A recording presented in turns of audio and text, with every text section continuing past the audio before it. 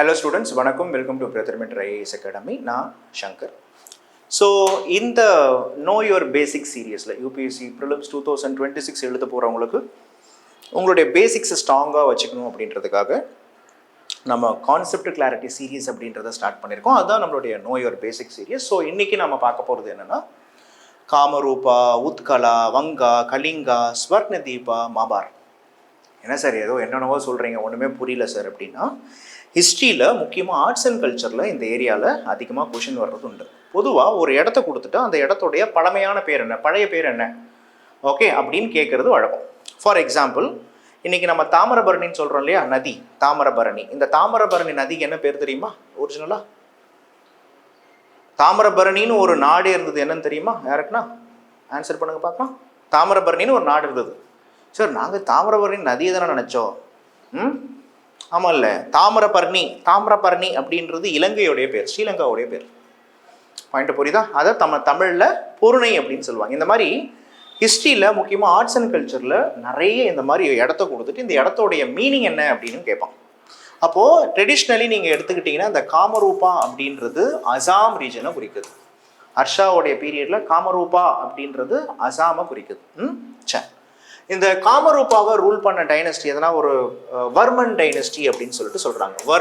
Verma dynasty. Okay. And இங்கே உத்கலா அப்படின்றது உத்கல பங்கா அப்படின்னா என்ன அர்த்தம் அப்படின்னா, உத்கல பங்கா அல்லது வங்கா.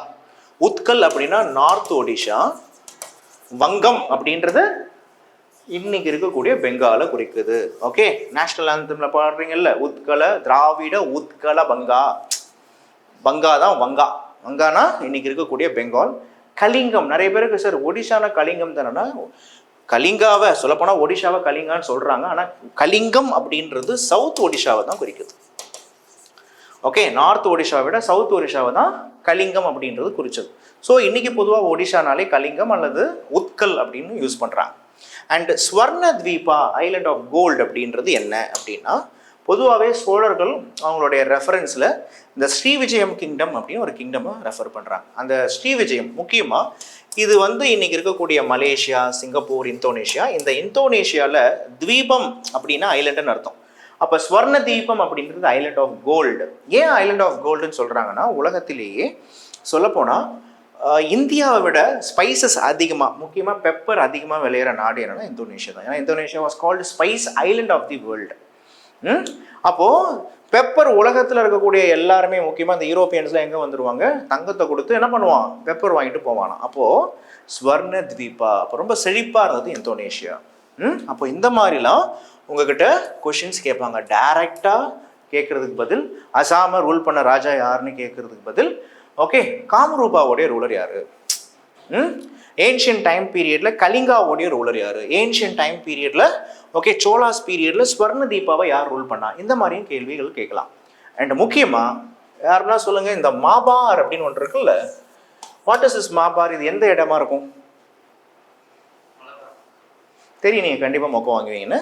மாபார் அப்படின்னாலே நிறைய பேர் மலபார் அப்படின்னு கேரளாவை சொல்லுவான். மாபார் அப்படின்னா மெடிவல் டைம் பீரியடில் நம்மளுடைய தமிழ்நாட்டை குறிச்சது. தமிழ்நாட்டுக்கு பேர் தான் என்ன, நம்மளுடைய மெடிவல் டைம் பீரியடில் முக்கியமாக அரேபியர்கள் கேரளாவை மலபார் அப்படின்னும் தமிழ்நாட்டை மாபார் அப்படின்னு சொன்னாங்க. மாபார்னா நிறைய பார் இதுலாம் அர்த்தம் கிடையாது. ஓகே, மாபார் அப்படின்றது அரேபிய சொல். அது பார்க்கும் பொழுது தமிழ்நாட்டை தான் பார்க்கும் பொழுது குறிச்சது. ஸோ மாபார் அப்படின்னா மெடிவல், இந்த context of medieval India. What does the term Mabar refers to இப்படியும் கேட்டு அது எந்தெந்த இடம்னு கேட்டுருவான். அதில் எக்ஸாக்டாக இன்னைக்கு இருக்கக்கூடிய ப்ரெசன்ட் டே ஆஃப் தமிழ்நாடு. சரியா? So thanks. மீதி இருக்கிறத நாம நெக்ஸ்ட் ஷார்ட்ஸில் பார்ப்போம்.